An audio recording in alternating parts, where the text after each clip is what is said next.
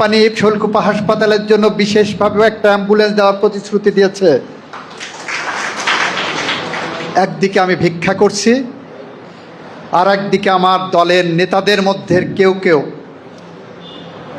দুর্নীতিগ্রস্ত মানুষ যারা সোজা হন না, আমার কাছে যে বলছেন শৈলকুপা হাসপাতালে প্রতি বছর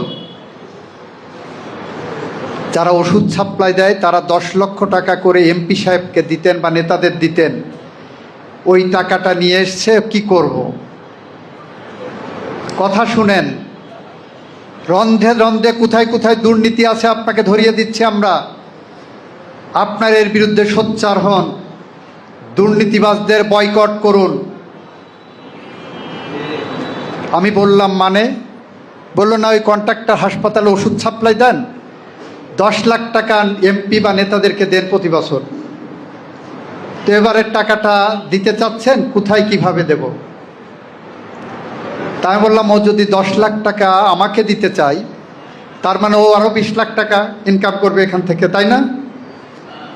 তাহলে 30 লাখ টাকা শৈলকুপা হাসপাতালের ওষুধ কেনার টাকার থেকে, গরিবের জন্য এই ওষুধের টাকা আসে, সেখান থেকে মারার চিন্তা করছেন। এবং সেই প্রস্তাব যখন আমার পর্যন্ত নিয়ে এসছে, আমি ওই দিন থেকে ওই ভদ্রলোককে আমার রাজনৈতিক সহকর্মীর জায়গা থেকে কাগজে কলমে কেটে দেওয়ার চিন্তা করেছি।